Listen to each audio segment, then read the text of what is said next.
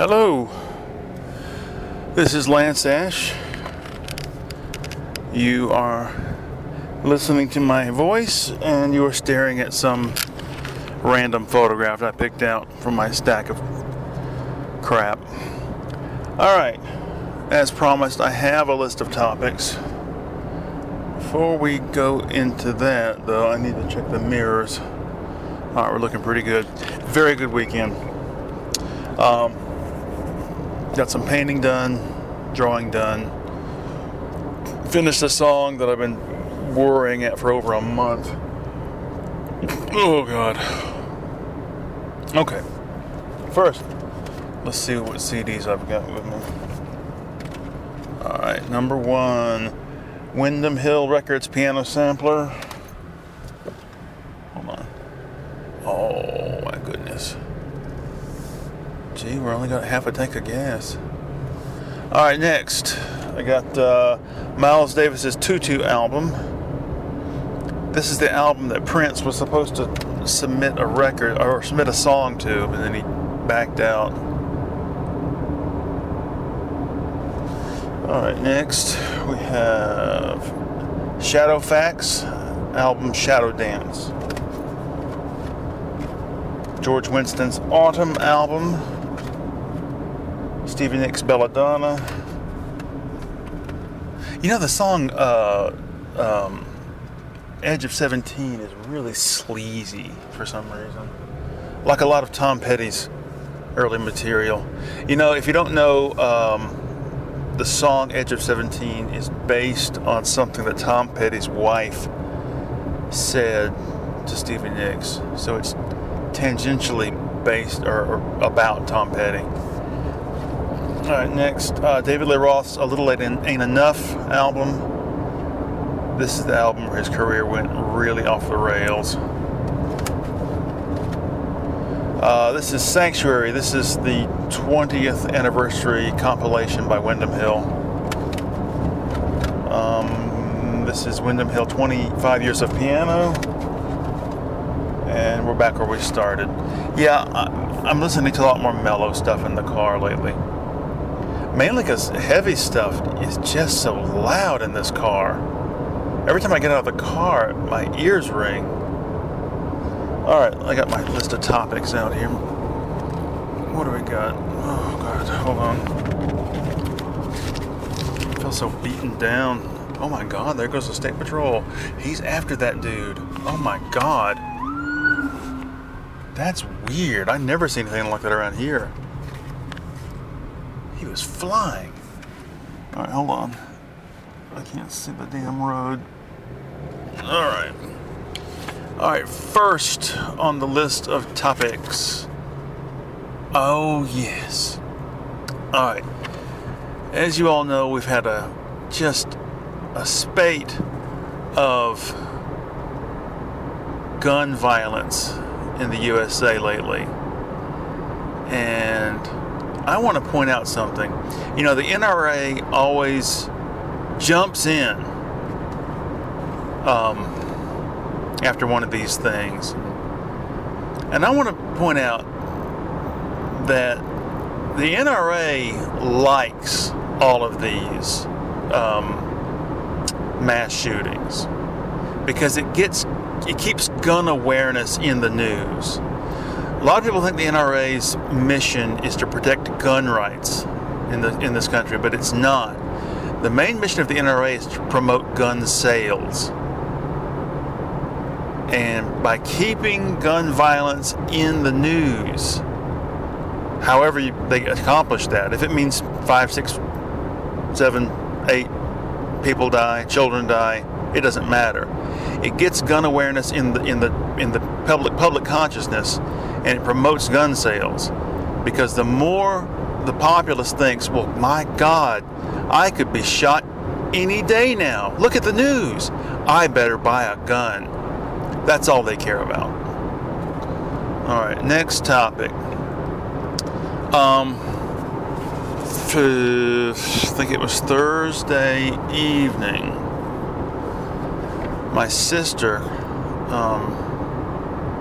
sent an email to my wife saying, "So, what did you think of the cake?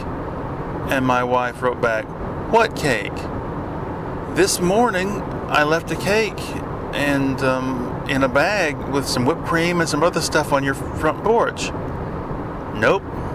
Don't know what you're talking about. Could an animal have gotten it? Could a bird have picked up the bag and flown away with it? No. Somebody came into my yard, walked up my front steps, and stole this bag of homemade cake. It's unbelievable. Because on one side of our house, there's a great big overgrowth of trees and plants separating us from our neighbors on that side. On the other side of the house, our neighbors are my mother and sister. They live together on the next area over, and that's separated by a big overgrowth of weeds and trees and shit. Beyond that is another house. These people have a little like hobby farm, and they can't see our house from there. Across the street there is no one. That's just woods. You can't really see our house from the road because the driveway is about 150 feet long, and it's bordered on both sides by trees. So somebody had to be, my wife said it was a crime of opportunity. It had to be. Somebody must have just thought, that car went in there and came straight back out. I wonder if they dropped something off. I don't know. But somebody wandered down, and we saw some drifter type, some shady character. Oh, pause for a second. I'm at an intersection, and to my right is this old store. It must be 100 years old. This building's got to be 100 years old at least, maybe more. And it was a store a long time ago, and it's been closed for years. And a couple of people have tried to rent it and turn it into something, this and that. Well, anyway, finally they're moving it. They're not tearing it down, they're moving it, which is probably good if they're not going to make a go of it. And they're going to, that property is for sale, that corner lot. God knows what they're going to put there, something stupid. But anyway, back to what I was saying. It just, first of all, it pisses me off. Somebody stole this cake my sister made. And second, it really scares me. Somebody is wandering around, going up into people's yards and stealing stuff. The neighbors on the other side of us, up the hill, they have dogs that will probably dig into somebody's leg if they tried to go over there. A lot of people around us have dogs that bark when you go by.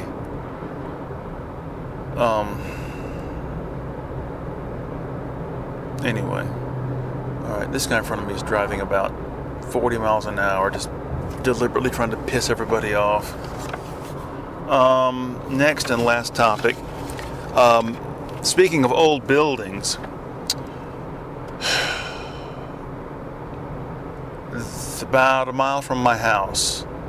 There's an old building that used to be, on one half of it was the post office for our little town at one time, long ago, and the other half was a little general store, which even when I was little, the woman that ran the place was old.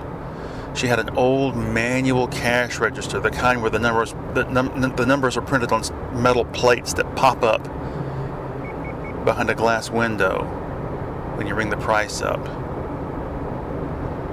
And she had old-fashioned soda pop bottle cooler where you put the money in, and the bottle slid down a metal rack to the side, and you had to pull them out. And that's back when they had grape knee-high. Oh, that was a good drink out of a bottle. Front porch was poured concrete, and on one side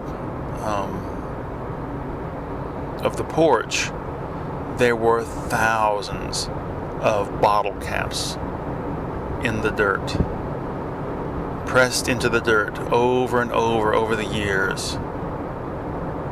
And the other side of the porch, where the post office was a flagpole.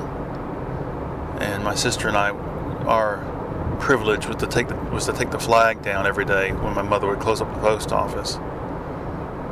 Anyway, the post office moved to another building, and the old lady who ran the store, she died. And I guess her son, who my recollection is he worked for the Alaskan Pipeline, I think. Maybe wrong about that. He sold the building to this woman within the last couple of years, and she's tried to turn it into like a local gathering place, community center. And so anyway, a couple of weeks ago, my wife told me they're going to have a band up there Saturday night this coming weekend. And do you want to go? It's going to be, it's like some little, amateur blues band. And I thought it was going to be at night, but it started well before sundown. So we went up there, and the woman who owns the place, who runs the place, it was a BYOB thing. And she comes up to me with a glass of wine, and she's half in the bag already, and she's like, "You are fashionably late." And that was I didn't even know that was the woman who, I've heard of the woman for years but never met her. I didn't know that was her that owned the place. Anyway, I was like, and I walk around, and I really wasn't interested. The band was not very good. They were sort of tedious. And I guess there were maybe 30 people there. Yeah, that's about right, probably 30. Most of them older than I am, which is saying something. And there was nowhere to sit down, really. You could sit down inside the building where the band was, or you could sit down out on the back, on the outside. And I just wasn't into it. And so my wife kind of already had her doubts that I was going to fit in. And she's like, "Well, do you want to just go?" I'm like, "Okay." We weren't there but 3 minutes. I felt bad because I know she wanted to stay, but I said, "Well, we'll stay if you want." No, it's okay. I didn't expect anything anyway. So there went my effort at socializing for the year.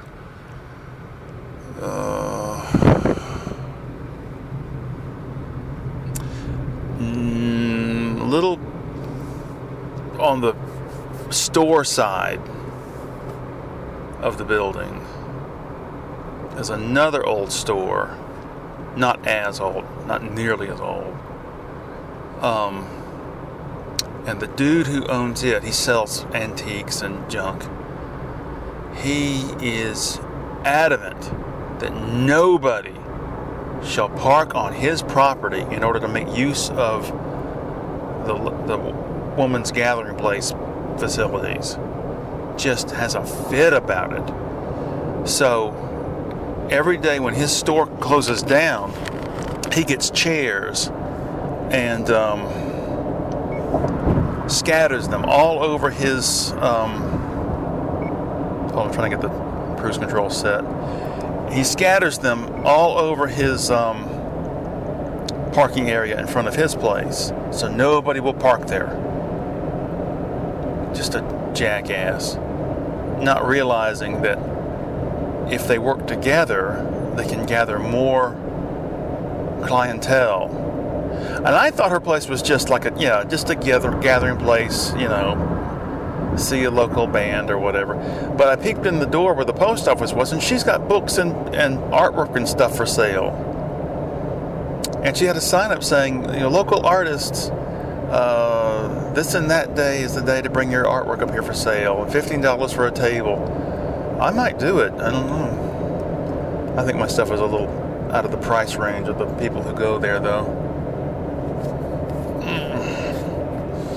That is an old building. When my mother first got hired at the post office, she was the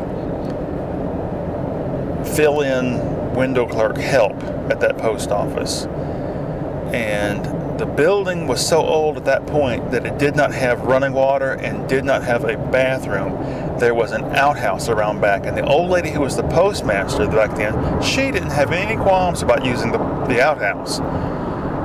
And my mother couldn't stand it. So when the old lady retired, my mother became the postmaster.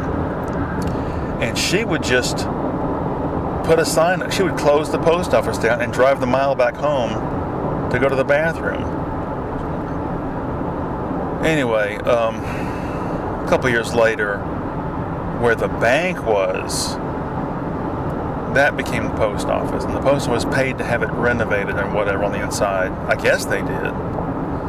Anyway, the dude who owns the antique store, he owned the old bank building. And he put up such a fuss with the post office that they just decided, fuck it, we're going to build an entirely different building down the street. So he lost the post office as a tenant, like a fool.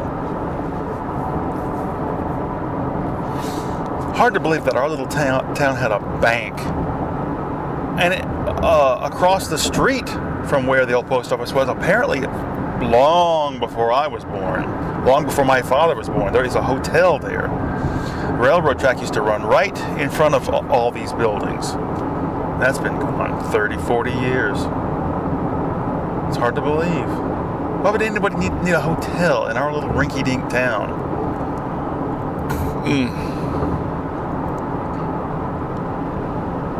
Oh, let's see.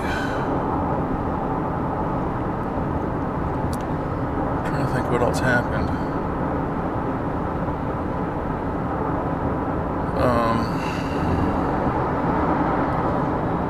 My sister's birthday was today, so yesterday we went down to my mother's and brought her birthday present.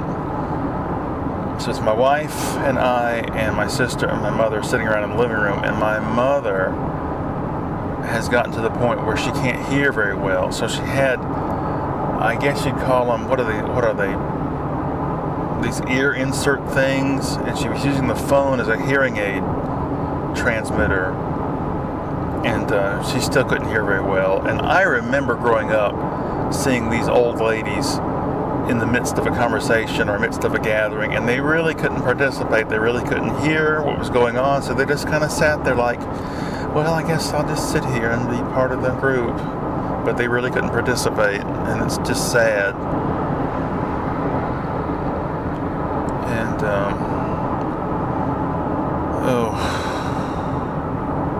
don't know.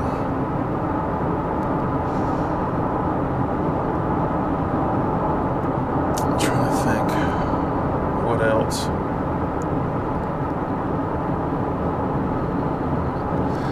There's a YouTube channel that I will recommend to those to whom it is appealing. Bill's Box of Sound. Every Saturday night at 10 he has a live stream. Very, very few people. I think max last night there were 9 people. Anyway, it's one of the few live streams that I'm willing to participate in. He talks about records, music, and it's sort of a thrill for me to type in something on the chat and have him read out my words, discuss things that I bring up. Last night I mentioned the fact that my wife and I think Todd Rundgren sounds a lot like Carole King. His song, I Saw the Light, sounds like it could have been written by Carole King.